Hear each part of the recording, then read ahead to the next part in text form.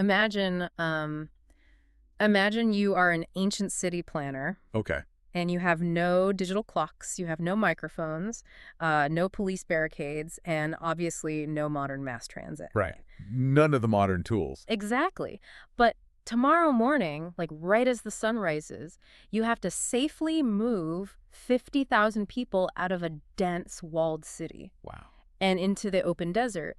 And you have to synchronize their physical movements down to the absolute second. That sounds like an absolute nightmare. Right. And you have to accommodate the elderly, the deaf, the sick. Oh, and you also have to prevent like a Bruin political riot against a corrupt governor. Just a casual Tuesday, huh? Yeah, exactly. All while making sure that every single person feels this, deep transcendent connection to the divine.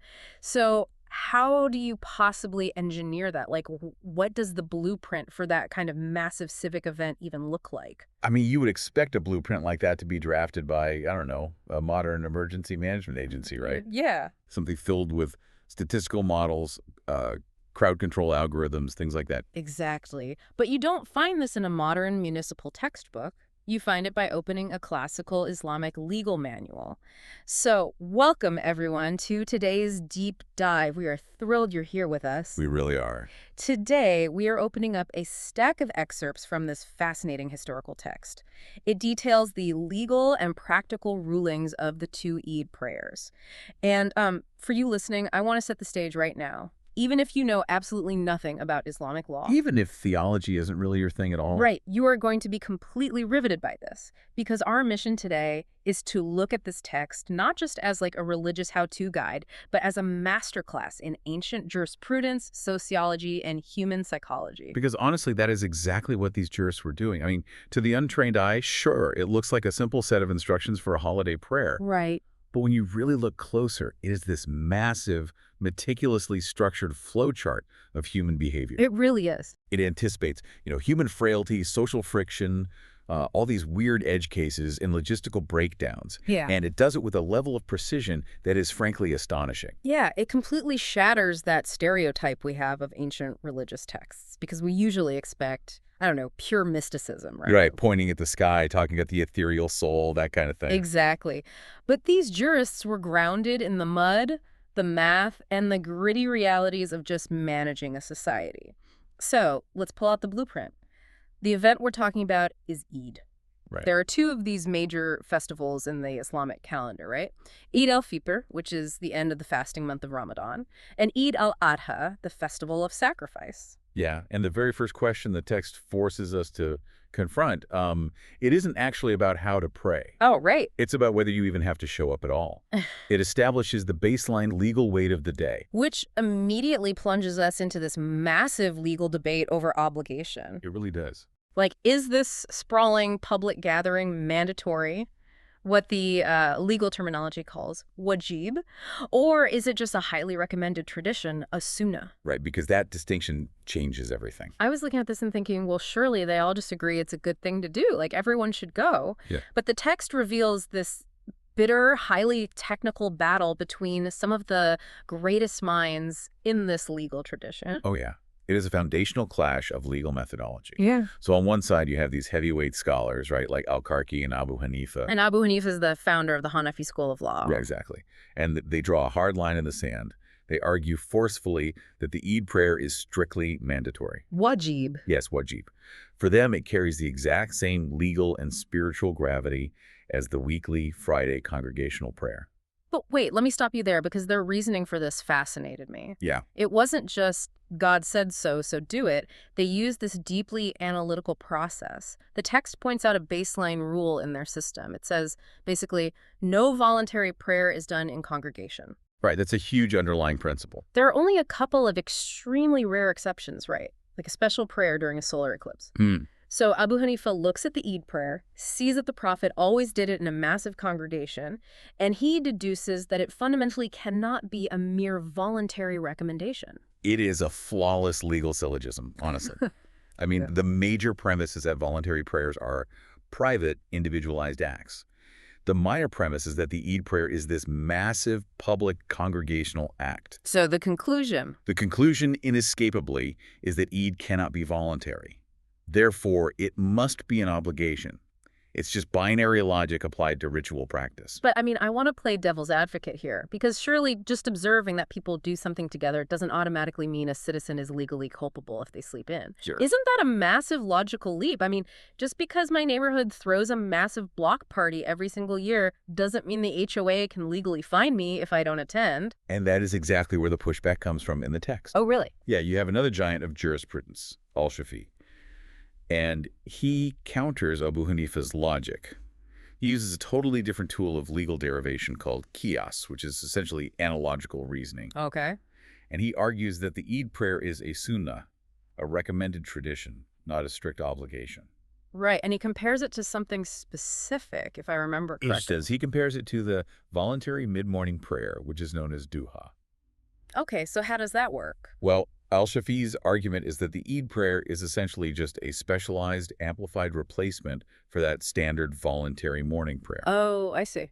Since the root action praying in the mid-morning is universally accepted as voluntary, then the festival version must also carry that exact same voluntary legal status. Right, like you don't elevate the legal burden of an act just because it happens on a holiday. Exactly. Okay, so we have this intense battle of logic. We've got Abu Hanifa's syllogism versus Al-Shafi's analogy. Right.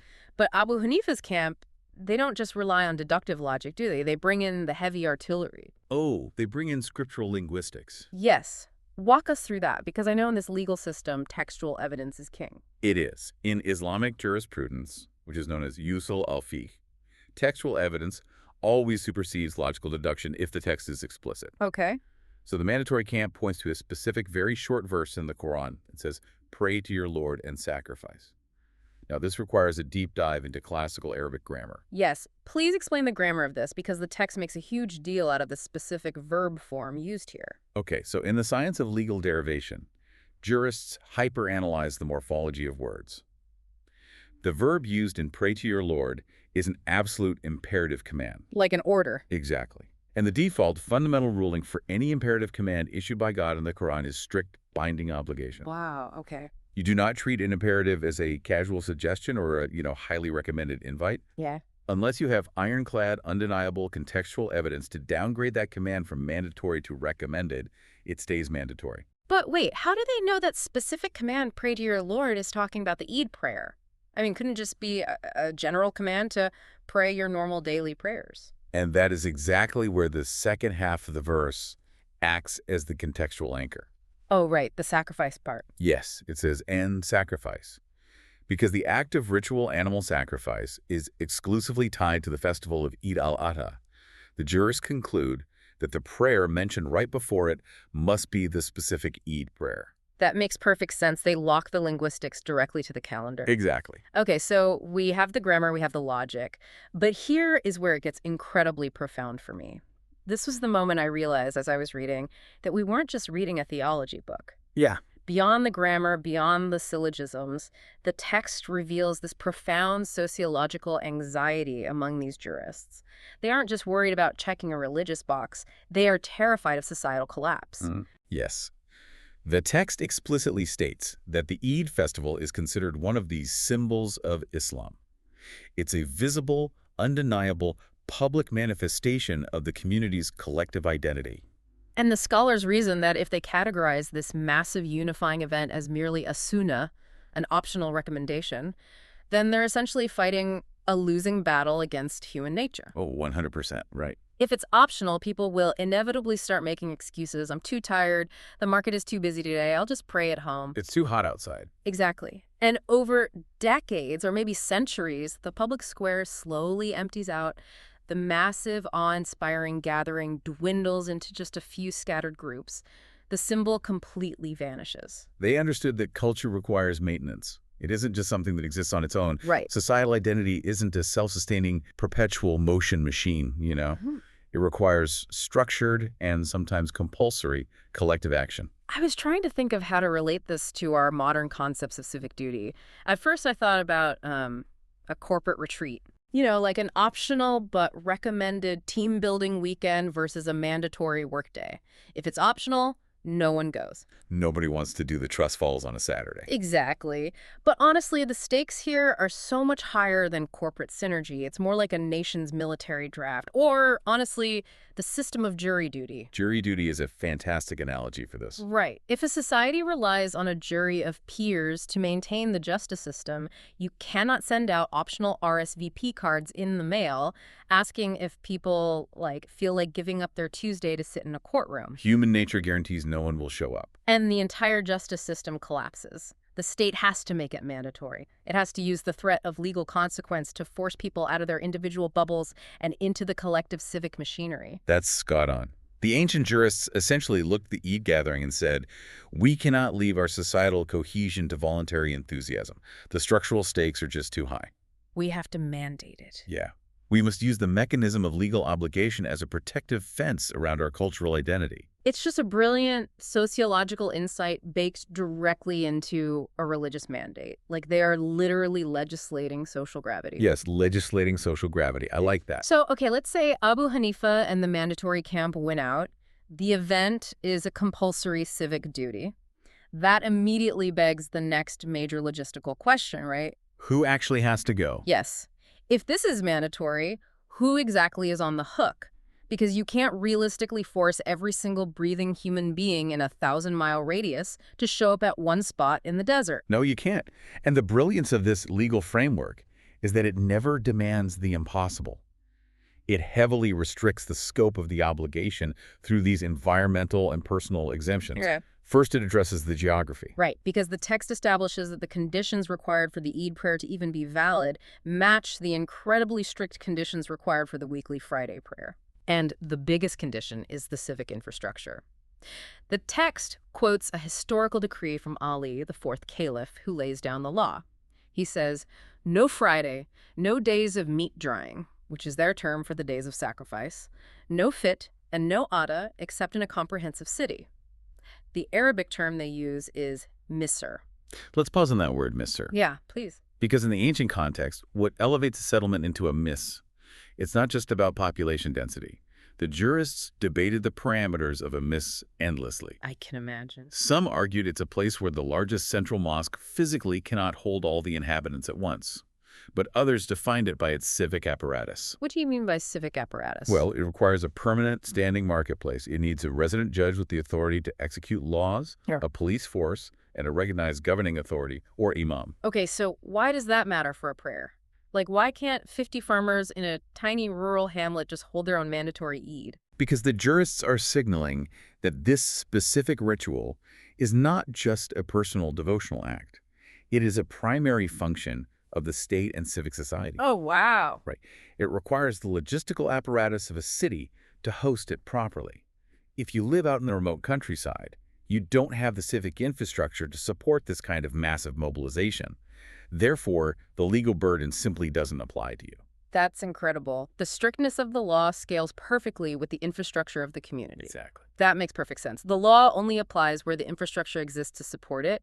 But even within that massive right, even inside the city limits, the text starts handing out personal exemptions. Yeah, it gets very specific. And this is where we really start to see the profound empathy and pragmatism of this legal code. It explicitly exempts several categories of people from this mandatory gathering. It lists children, the insane, the sick, travelers, and slaves, unless the enslaved person has explicit permission from their master. Let's break those down because each exemption is rooted in a specific principle of legal liability. Okay. So, children are exempt because they haven't reached puberty, which is the age of legal liability in this framework.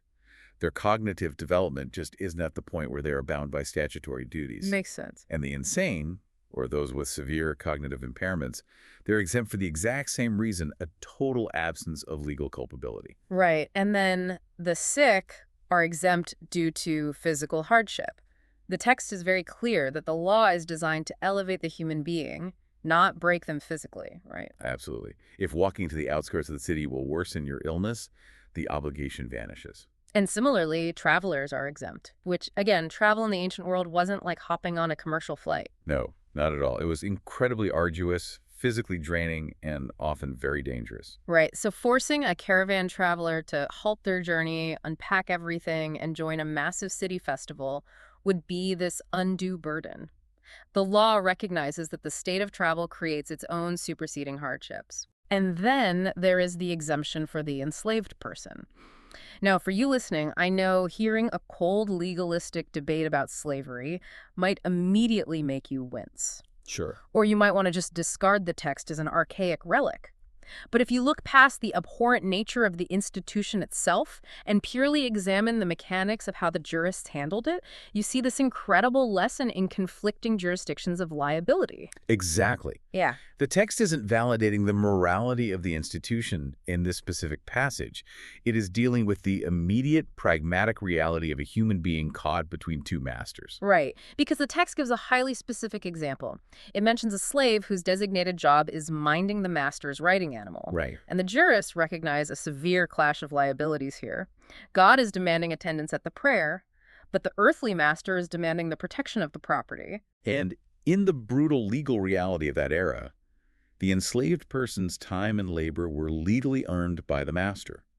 The jurists recognized that demanding the slave abandon their post to fulfill a religious mandate would put that vulnerable person in direct, immediate danger. Like physical punishment or severe retribution. Yes, exactly. I was trying to find a purely mechanical equivalent today, and again, fully acknowledging the vast moral chasm here, but think about an on-call emergency worker or an employee responsible for guarding an armored car. That's a good way to look at the mechanics of it. You cannot just abandon the armored vehicle in the middle of a busy intersection because a mandatory citywide parade is starting. You have a prior binding contractual commitment to your employer. If you abandon the vehicle, you face immediate severe consequences. You can't leave without clearing it with the boss first. And that is the exact pragmatic calculation the jurists are making. The law does not demand religious piety at the expense of putting a vulnerable individual in imminent harm's way. The law constantly weighs competing obligations, and it systematically opts for the one that causes the least immediate harm to the individual's safety or livelihood. It is an incredibly grounded, protective mechanism. Pragmatism over blind zealotry. Exactly. But the text doesn't stop with just individual exemptions. It dives headfirst into gender dynamics and the volatile psychology of massive crowds. Oh, this part is fascinating. And I have to admit, reading this part was a roller coaster of logic for me, because the text explicitly discourages young women from attending the massive Eid gathering. And the reasoning given is the fear of fitna. Right. Now, fitna is one of those incredibly dense Arabic terms that kind of defies a single English translation. Yeah, how would you define it here? Depending on the context, it can mean a trial, a tribulation, temptations, social friction, or even utter chaos. In the context of ancient crowd control, it refers to the social volatility that can erupt when massive, unregulated mixed crowds gather in high-stress environments without modern security. Right. They are worried about harassment, inappropriate mingling, just the general breakdown of social order. Exactly. But then, in the very next breath, the text says that older women, it uses the term old women, or elderly women, are absolutely permitted to go. So there is an explicit age-based distinction. Yes, there is. But I'm reading this and I hit a massive roadblock because the text itself points out a glaring, almost hypocritical contradiction in the rulings of the great scholar Abu Hanifa regarding these older women. It is one of the most revealing juristic debates in the entire manuscript, honestly, because it forces the scholar to explain the underlying sociology of his rulings. Okay, so let me lay out Abu Hanifa's contradiction for everyone. In his rulings for normal everyday life, he states that older women should not attend the regular daily afternoon prayers, the Dur and Oster prayers at the central mosque. Right. His reasoning. He argues that during the afternoon, immoral people, or fusak, are out roaming the streets. The markets are full of scoundrels, and therefore it is simply not a safe or dignified environment for older women to be navigating. But he turns around and rules that those exact same older women can and should go to the massive, chaotic, citywide Eid prayer. So the obvious question the student of law asks is, why the exception? Yes. If the streets are too dangerous for an elderly woman on a random Tuesday afternoon because of thugs in the market, why on earth is it considered safe during the single largest, most chaotic, overwhelming festival of the entire year? It seems completely counterintuitive. That's exactly what I was thinking. I was like, Abu Hanifa, your logic is falling apart. But then the text provides his synthesis, the why behind the ruling, and it is an absolute masterpiece of sociological observation. It really is. He essentially argues that crowd psychology fundamentally shifts based on the demographic makeup of the gathering. Yes. The text explains that during the Eid festival, the sheer overwhelming presence of righteous people and scholars congregating in one place creates an entirely different social atmosphere. Totally different vibe. The text explicitly uses language about the awe or the intimidation factor generated by having all the city's elders, jurists, and pious individuals moving together. It acts as a massive invisible deterrent. Exactly. It creates an aura of respect and authority that actively suppresses misbehavior. The thugs and the fusaq who might harass someone on a normal Tuesday are suddenly vastly outnumbered and psychologically intimidated by the sheer density of moral authority present at Eid. Right. It's the ancient equivalent of having a massive, highly visible police presence at a parade, but instead of armed police, it's the moral weight of the city's grandfathers and scholars. The bad actors are too intimidated to act out. It's brilliant. But, the jurists don't just rely on the psychological atmosphere. They also rely on the physical architecture of the event to ensure safety. Right, because an intimidated crowd is still a physically dangerous crowd if they're packed too tightly. And this brings us to a crucial logistical detail. The Eid prayer is not held inside the walled-in Central City Mosque. It is held out in the open outskirts of the city, in a vast, open-air area called the Jabbana. Which changes everything about spatial dynamics and crowd flow. Completely. The text explicitly notes that because they are out in the wide-open desert or fields, the women can stand entirely apart in a quiet, designated, spacious area. They can avoid the physical crush of the massive crowds entirely. Which they couldn't do indoors. Right. If the authorities tried to hold this event inside the city mosque, the bottleneck at the doors, the physical crushing in the courtyards, which the text literally refers to as the danger of shocking or colliding with people that would be a severe physical danger to the elderly. Right, a real stampede risk. So Abu Hanifa's contradiction is resolved perfectly. The combination of an open-air layout that eliminates bottlenecks, coupled with the heavy psychological deterrence of the scholars, makes the massive festival paradoxically much safer for an elderly woman than a random Tuesday afternoon in the local marketplace. It just shows an incredible multidisciplinary awareness. I mean, these jurists aren't just legislating morality in a vacuum. They're acting as urban planners. Yeah. They're legislating based on square footage, human psychology, and crowd flow dynamics. It's amazing. Okay, so the city planner has successfully managed the demographics. We know who is legally drafted to be there, who gets a deferment, and how the physical space is utilized to keep the vulnerable safe. The massive crowd has successfully and safely gathered out on the desert outskirts. So far, so good. Right. Now the event actually has to start. And immediately we hit a massive political crisis. This part of the text, it reads like a historical political thriller. It is all about politics, pacing, and civil disobedience. Yeah, to understand the drama of this crisis, we first have to establish the standard operating procedure. Like, how is this event supposed to run? Okay, lay it out for us. The text lays out the historical norm, tracing it back to the absolute highest authorities, the Prophet Muhammad and the first four caliphs, Abu Bakr, Umar, Uthman, and Ali. They all universally followed a strict order of operations for the Eid gathering. And what is that order? First, the entire congregation performs the physical prayer. And then second, the imam climbs the pulpit and delivers the sermon, the khutbah. Okay, so prayer first, sermon second, and here is the critical legal loophole regarding that sequence. Attending the prayer is the mandatory part. Right. But staying to listen to the sermon afterward is entirely optional for the citizen. You can fulfill your legal and spiritual duty by praying, and the second it's over, you can turn around and walk home to start roasting your lamb. Exactly. The sermon is a recommended bonus, Yeah. essentially. It's a communal address, but it is not a binding obligation that holds the congregant hostage. So that is the established, universally accepted, deeply entrenched norm. Prayer first, optional sermon second. But then the text introduces a historical plot twist. Fast forward a few decades. A ruler from the Umayyad dynasty, a powerful governor named Marwan, completely flipped the script. He decided, unilaterally, to put the sermon first and the prayer second. This was a massive shock to the societal system. It violated decades of established prophetic tradition. It was an incredibly brazen move. But I'm reading this and thinking, why? Why would a powerful political ruler care about the sequence of a holiday ritual? Why go through the trouble of changing the order and angering the populace? Well, the text provides the incredible historical context, though it does so with a degree of diplomatic tact.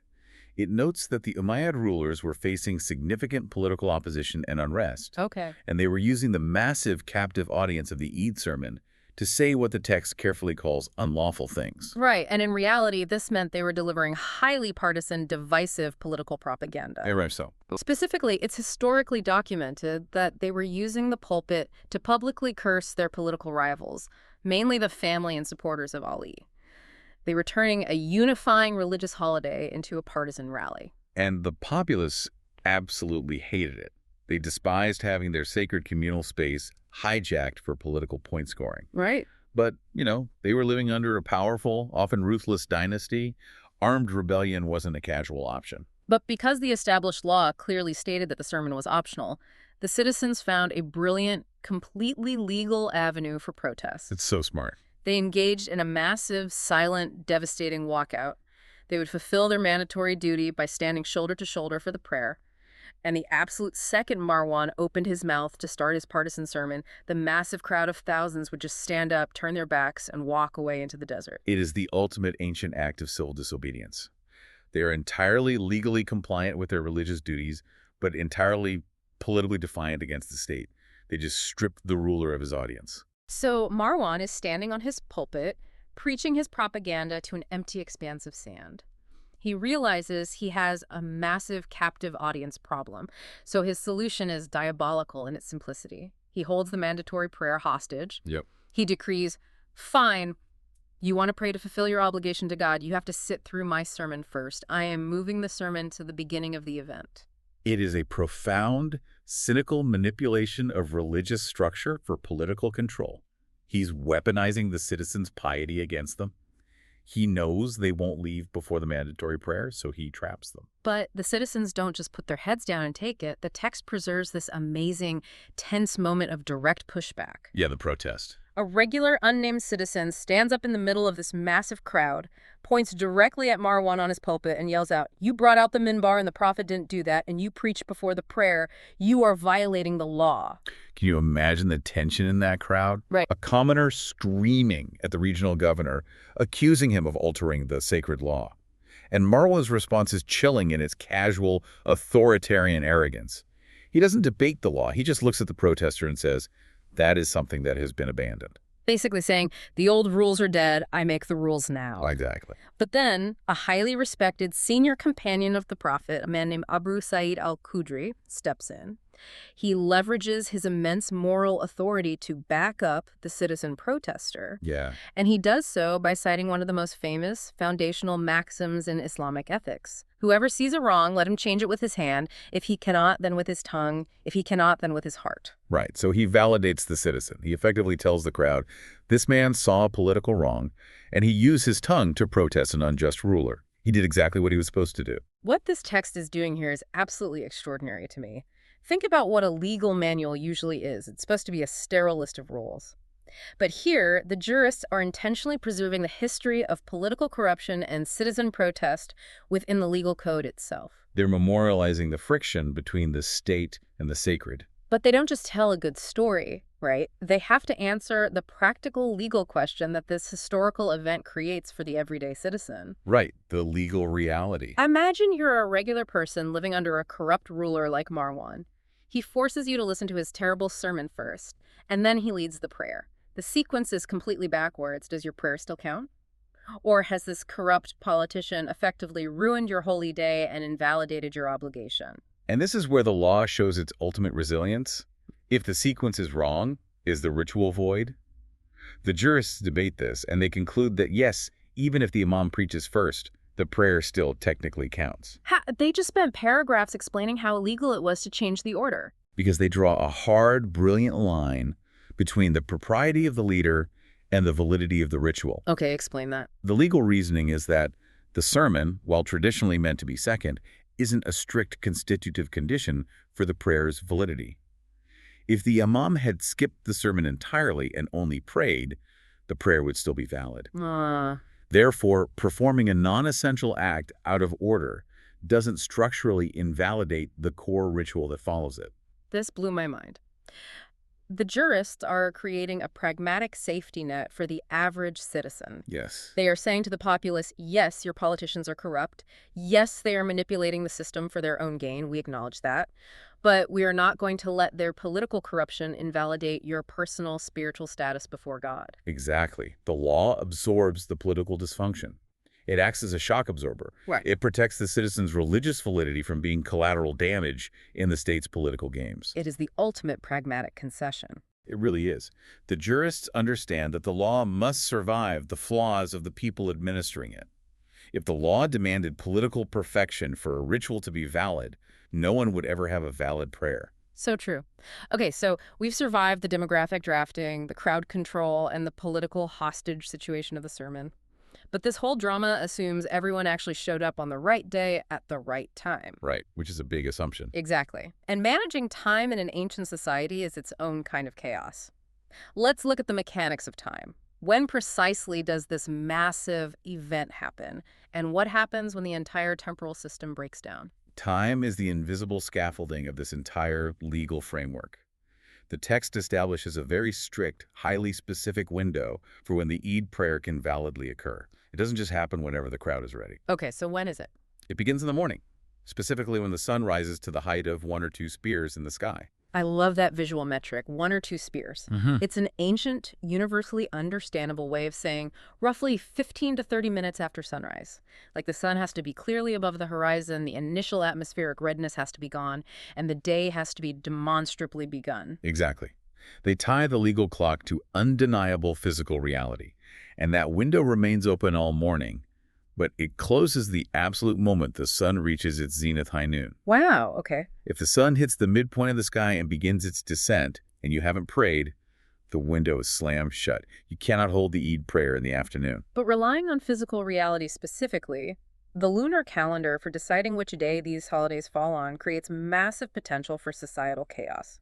Because the Islamic calendar is strictly lunar, meaning a new month only begins when the new crescent moon is physically sighted in the sky. Right. And the text addresses the ultimate nightmare scenario, the lunar surprise. Oh, this is a classic edge case that really tests the limits of the system. Imagine this. It's the 29th day of Ramadan, the fasting month. Everyone looks at the sky at sunset. It's cloudy. Nobody sees the new moon.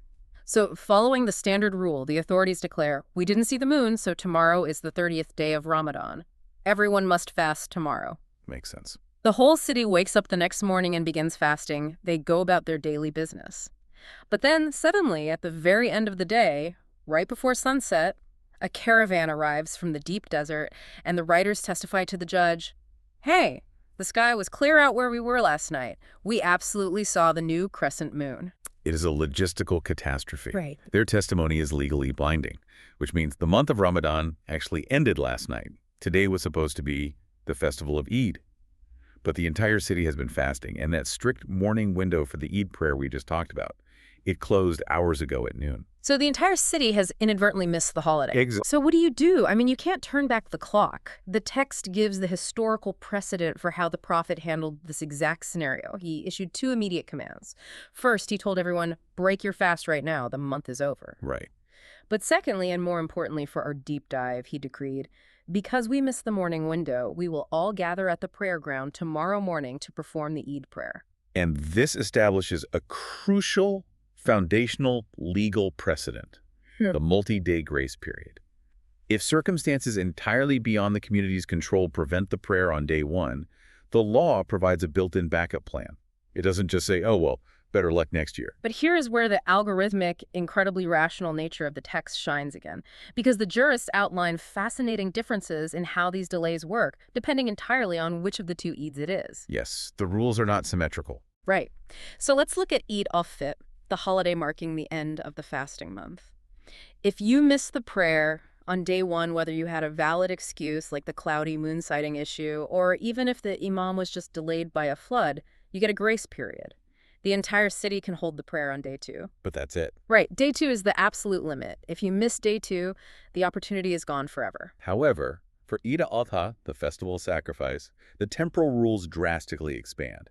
If you miss it on day 1, you can delay it to day 2, and if you somehow miss it on day 2, you can delay it to day 3. So Fitr gets a strict 24-hour grace period, and Adha gets a massive 72-hour grace period. I was scratching my head trying to figure out why the law would treat two holidays of equal spiritual weight so differently regarding time. And this is where we see the brilliance of how these ancient laws interact with physical logistics. You have to look at the defining physical action of each holiday. Okay, break that down for us. Eid al-Fitr is primarily about the cessation of an action stopping the fast. The moment you eat, the primary requirement is fulfilled. The prayer is the celebration of that completion. Got it. But Eid al-Adha is intimately, inextricably tied to an ongoing physical logistical act, the mass animal sacrifice, and the designated period for performing that sacrifice, what the text calls the days of Tashriq or the days of meat drawing, legally last for 3 days. So because the prayer is fundamentally known as the prayer of the sacrifice, the jurists argue that its legal time limits must scale perfectly with the physical time limits of the sacrifice itself. Precisely. The law literally stretches to accommodate the physical reality of the meat. As long as the period for the sacrifice is still active, the period for the prayer associated with it remains active. The analogy I wrote down for this is like a restaurant holding your reservation. I like this. Imagine you book a table to celebrate the end of a grueling, month-long project that's Eid al-Fitr. If you get stuck in massive traffic and miss your dinner time, a generous restaurant might hold your reservation and let you come in the next day to celebrate. They give you a 24-hour grace period. Right. But Eid al-Adha is different. Adha is like booking a table at a massive 3-day-long, slow-roasted barbecue festival. The kitchen, the physical reality of the sacrifice, is actively open and operating for a full 72 hours. Therefore, the restaurant can comfortably hold your reservation for 3 days because the defining physical activity of the festival is still ongoing around you. That perfectly illustrates the mechanism. It shows that Islamic jurisprudence doesn't exist in a sterile, abstract vacuum of pure theology. It is deeply concerned with the physical realities, the biology, and the logistics of the rituals it governs. The calendar bends to accommodate the reality on the ground. Speaking of bending to accommodate reality, we have to move into the most granular, highly technical part of the entire text, the algorithmic math of the prayer and the extreme edge cases. Yes, the math. We know the day, we know the time, the crowd is in position. Let's look at the actual synchronization of movement. Because the Eid prayer is structurally unique. It is. It consists of 2 cycles, or rak'ahs, just like a normal morning prayer. But what sets it entirely apart is the inclusion of extra takbirs. Okay, explain what a takbir is for those who might not know. A takbir is the physical and verbal act of raising the hands and declaring Allahu Akbar, or God is great. In standard daily prayers, there is a set, universally known number of these declarations used purely to transition the body between standing, bowing, and prostrating. Like functional markers. Exactly. But in the Eid prayer, the law requires you to stand perfectly still and add extra consecutive takbirs before you move. And you would think, okay, this is a highly codified religion with strict prophetic precedents. Surely there is one standard, universally agreed upon number of extra takbirs. You just memorize the number and do it. Not at all. The text maps out a dizzying, almost chaotic array of mathematical variations, all traced back to different, highly reliable companions of the prophet. Let's list the math they give us because the variation is wild. Yeah. First, you have the Hanafi view, which is based on the practice of the companion Ibn Masud. They say there are 9 total takbirs in the prayer. I mean, 6 extra ones, you do 3 extra in the first round, and 3 extra in the second round just before you bow. Right. Then you have the Shafi'i and Maliki view. They completely disagree. They say there are 12 extra takbirs. Yeah, jump. Right. Then you have the view of Ali, the 4th caliph. He introduces a variable based on the calendar. He says there are 11 total takbirs for the Fitra holiday, but only 5 total for the other holiday. He literally changes the math based on which festival it is. Yeah, that one always throws people. And finally, the prominent companion Ibn Abbas has multiple conflicting reports attributed just to him, either 13 or 12. It's a lot of numbers. I'm looking at these numbers, 9, 12, 11, 5, 13, and it looks completely chaotic. It almost feels like the companions were just guessing or making it up as they went along, which seems impossible for such a strict, carefully preserved tradition. How is a later scholar supposed to look at this mathematical mess and not just throw their hands up in despair? How do they choose? It's a fantastic question. And the way the jurists solve this puzzle reveals the absolute core philosophy of Islamic legal caution. Okay. To understand their solution, you have to understand their greatest fear. The jurists explain that fundamentally adding extra verbal declarations, raising your voice repeatedly with these extra takbirs, was originally considered an unsanctioned innovation, what they term bid'ah. Right. And in this theological framework, Bida innovating in matters of worship is seen as incredibly dangerous. Very The dangerous. prophet famously said that every religious innovation is misguidance. You don't want people just inventing new rituals because they feel like it. The baseline rule of worship is strict adherence to exactly what was taught and nothing more. Exactly. The default assumption in ritual law is silence and standard movement. Any addition to that standard must be proven by absolute, undeniable, overlapping consensus. Okay. So faced with all these conflicting reports from highly reliable companions, the Hanafi jurists didn't panic. They applied a brilliant principle of legal caution. They looked at all the numbers on the table, 6 extra, 12 extra, 13 extra, and they realized something profound about the math. What was it? Every single scholar, despite their disagreements on the top-end number, agreed on the minimum baseline. Everyone, without exception, agreed that you definitely, absolutely say at least 6 extra takbirs. The disagreement was solely about whether you keep going and add more on top of that baseline 6. Oh, I see. If I say we must do 12 and you say we must do 6, we might disagree on the total, but we both 100% agree on the necessity of the first 6. Exactly. The first 6 are undisputed territory. So the jurists actively chose the lowest number Ibn Masud's method of 6 extra takbirs. Why? Because it represents the safest minimum baseline. It is the only number supported by absolute universal consensus. Wow. They argue that anything beyond that 6 falls into the territory of juristic disagreement, which means it runs the risk of being an unsanctioned innovation. They chose mathematical minimalism to ensure absolute legal and spiritual safety for the congregation. Mathematical minimalism for legal safety. That is an incredible way to solve a historical discrepancy. But within this intense discussion of the exact math of the takbirs, I found a tiny, easily missed detail that absolutely floored me. It's about accessibility. You're referring to the sub-debate about raising the hands. Yes. So there is a technical debate within the text. All right. When you were standing there saying these extra, oh, Allahu Akbars, do you physically raise your hands up to your ears every single time you say it? Or do you just say the words aloud while keeping your hands folded quietly at your chest? Right. It's a very specific physical detail. And the scholar Abu Yusuf argues, no, you don't raise them, you just say the words. Because the core requirement is the verbal declaration, not the physical gesture. But the standard accepted view in the text pushes back hard. It says, yes, you must physically throw your hands into the air with every single extra takbir. And why is that? Well, I'm reading this expecting some deep mystical explanation about touching the heavens or mimicking the wings of angels, but the text is shockingly practical. It explicitly states the reason you must raise your hands: to inform the deaf. It is a stunning, breathtaking moment of built-in civic inclusion. Think about the physical environment we've established. We are in a massive, chaotic, dusty outdoor gathering on the outskirts of the city. There are 50,000 people spread out over acres of land. There are no microphones. There are no jumbotrons. There are no loudspeakers. Wait. If you are standing 100 yards back in the crowd and you are deaf or hard of hearing, how on earth do you know when to transition into the next phase of the prayer? You cannot hear the imam shouting at the front. You'll be completely lost, constantly out of sync, feeling totally isolated in the middle of your own community. It would be incredibly alienating. Exactly. So what does the law do? It mandates that the entire congregation, all 50,000 people, must physically raise their hands high into the air with every single extra declaration. It creates a massive, undeniable visual wave that ripples outward through the entire crowd. Yes. It is an ancient, structurally mandated form of visual accessibility. The movement isn't just a personal act of devotion to God.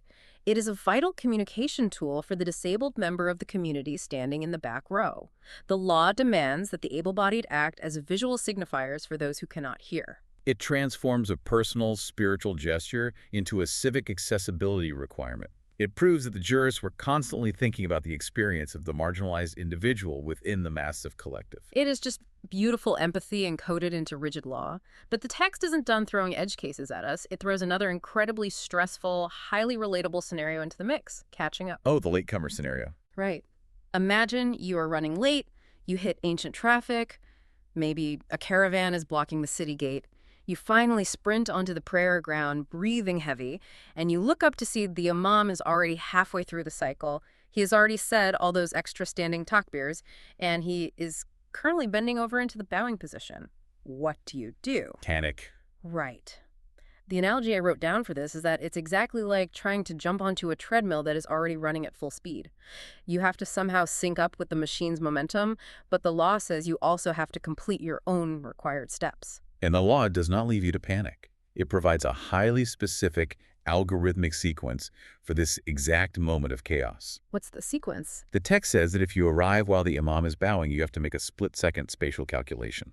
If you think you can stand completely upright, say the extra required takbirs out loud, and still have time to drop down and catch the imam in the bow before he stands back up, you must do it. But what if he's about to stand up? If you waste 3 seconds doing your extra standing takbirs, he'll move on, and you'll completely miss the entire cycle. You'll fall off the treadmill. This is where the legal solution gets fascinating, because it forces the law to break its own rules. Okay, how so? If you fear missing the bow entirely, the law tells you to say the initial opening takbir to formally enter the prayer, immediately throw yourself into the bowing position to catch the imam, and then while you are physically bent over in the bow, you quickly whisper your extra takbirs. Wait, let me stop you because this raises a massive contradiction. Right. Earlier, the text spent pages being incredibly strict about the exact mechanics of the prayer. The proper legally mandated place to say those extra takbirs is specifically while standing upright. That is the designated physical posture. If you do it wrong, the prayer is usually invalid. It is. But here, the law is explicitly ordering you to say standing words while you are bent over in a bow. Why does the law suddenly allow you to break the fundamental physics of the ritual? Because jurisprudence is entirely about prioritizing rules and weighing competing values in moments of crisis. Yeah. The jurists recognize that you are caught between two competing legal obligations. Okay. You have the micro-obligation to say the extra words in the correct physical posture. Right. But you also have the macro-obligation to maintain the unity of the congregation, which means staying physically synced with the imam's movements. I see. The jurists conclude that maintaining the physical unity of the community, successfully catching the imam in the communal bow, is far more critical to the objective of the law than the specific physical posture of your extra words. The law literally bends its own strict physical requirements to prioritize communal cohesion over individual technical perfection. Unity trumps posture. The law bends the individual so the community doesn't break. That is brilliant. Yeah, it's very pragmatic. Okay, we have survived the math, the visual accessibility waves, the edge cases, and the panic of jumping onto the moving treadmill. Let's zoom out for our final section. We are moving from the intense micromechanics of the prayer itself to the macro atmosphere of the entire day. The vibe, the logistics, and the mud minbar. Because a festival isn't just a mathematical equation, it is a lived experience. And the text provides what is essentially a comprehensive vibe checklist, a list of highly recommended acts, or sunnahs, to properly set the psychological and sensory stage for the entire community. It really is a full sensory immersion. The text commands that before you even step foot outside your house, you should engage in a rigorous routine. You should use a toothstick to clean your teeth. You must perform a full ritual wash of your entire body. You should wear your absolute best clothes. The text specifically says either brand new garments or your most freshly washed ones, and you should apply significant amounts of perfume. They are intentionally engineering a multi-sensory environment of renewal. Exactly. And we must recognize that this emphasis on hygiene and scent is highly practical. Think back to the physical reality we established. You are about to stand shoulder to shoulder with 50,000 people in the desert heat for hours. Oh, man, yeah. Mandating perfume and full-body bathing across the entire populace isn't just about achieving a state of spiritual purity. It is a foundational public health mandate and a vital crowd comfort measure. If they didn't mandate this, the physical experience of the crowd would be unbearable. But the sensory checklist extends beyond smell. It targets taste and biology, specifically regarding fasting. The text outlines a crucial heartline difference in how you consume food on the morning of these two holidays. Yes, what we might call the fasting proof. Right. So on Eid al-Fitr, the holiday that breaks the month of Ramadan, the text says you must eat something sweet, traditionally an odd number of dates, before you even leave your house for the prayer. Why force people to eat? Because you just spent 30 consecutive days fasting from dawn to dusk. The psychological and biological habit of waking up and abstaining from food is deeply ingrained. Right. By legally requiring you to eat a date at dawn, the law is forcing you to physically, biologically prove to your own body and to the watching community that the sacred month of fasting is definitively over. It acts as a biological reset switch. You are breaking the momentum of the fast. But on Eid al-Adha, the festival of sacrifice, the rules are completely inverted. You intentionally hold off eating anything in the morning. You wake up, you walk to the prayer ground hungry, you perform the intense physical prayer hungry, and you wait. And you wait. You wait so that the very first bite of food you take that entire day comes directly from the roasted meat of the animal you just sacrificed. It ties your biological hunger directly to the completion of the ritual. The law is using your empty stomach to reinforce the meaning and culmination of the holiday. Exactly. Yeah. The ritual isn't just an abstract thought. It is felt in the digestive system. Yeah. But it's not just taste and smell that they engineer. The text is deeply, deeply concerned with the audio landscape of the city as those 50,000 people walk to the prayer ground. The volume of the crowd. On Eid al-Adha, the text says everyone should be shouting the Takbir, God is great, out loud as they walk through the streets, creating a massive roaring wall of sound. Yes. But on Eid al-Fitr, there is a massive juristic debate about the noise level. Abu Hanifa argues forcefully that for Fitr, the wak should be entirely, completely silent. And his evidence for demanding total silence is a fantastic, almost comical historical anecdote involving the famous companion Ibn Abbas. I love this story so much. So Ibn Abbas, in his later years, lost his sight. He was blind. The text describes him being led through the winding streets of the city by his guide on the morning of Eid al-Fitr. And as he's walking, trying to navigate the crowd, he suddenly hears people all around him shouting the Takbir out loud. Right. And Ibn Abbas stops dead in his tracks, totally confused, and asks his guide in a panic, has the imam started the prayer? Are we late? Why is everyone shouting the prayer words? Just utter confusion. Right. And the guide says, no, we aren't even at the prayer ground yet. We're still in the market. And Ibn Abbas reacts with genuine, unfiltered shock. He yells out, are the people crazy? It's such a hilarious, deeply human moment preserved in amber. But Abu Hanifa doesn't just include it for a laugh. He uses it as ironclad legal proof. How so? He argues that if a senior, highly educated companion of the Prophet was so shocked by people shouting in the streets that he thought they had lost their minds, it proves beyond a shadow of a doubt that the historical default during the Prophet's time must have been total silence on the walk to Eid al-Fitr.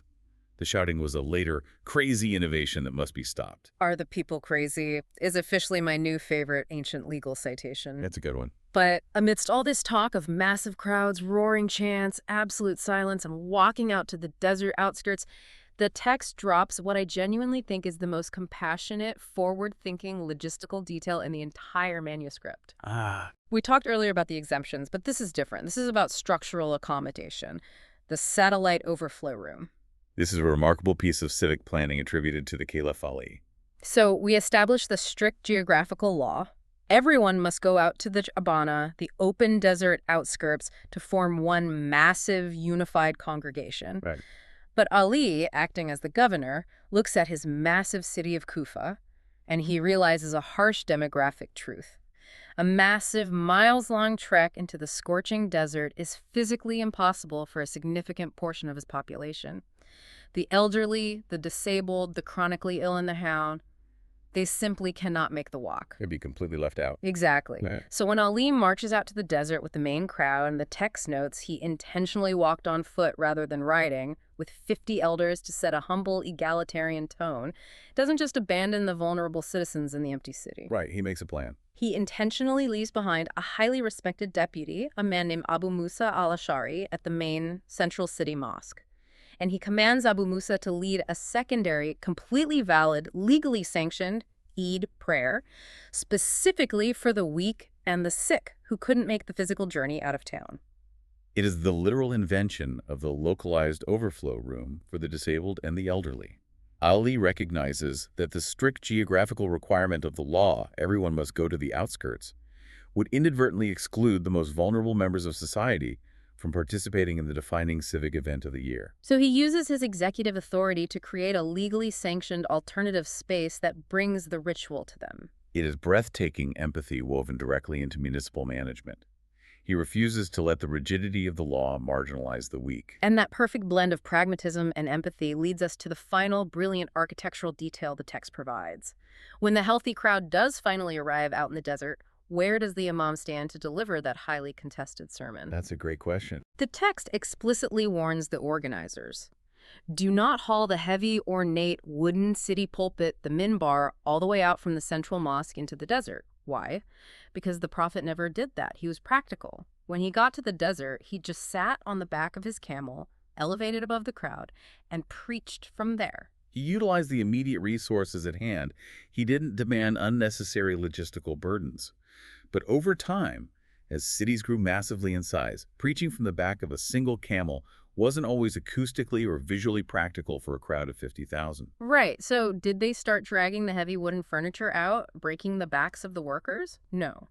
The text notes that, to follow common sense and maintain the spirit of the prophet's practicality, the people simply built a permanent, standalone pulpit out of mud and brick right there at the outskirts. A permanent structure. Exactly. They built a permanent piece of civic infrastructure out of the earth itself, specifically utilized for just 2 days a year, to permanently solve the logistical nightmare of moving heavy furniture.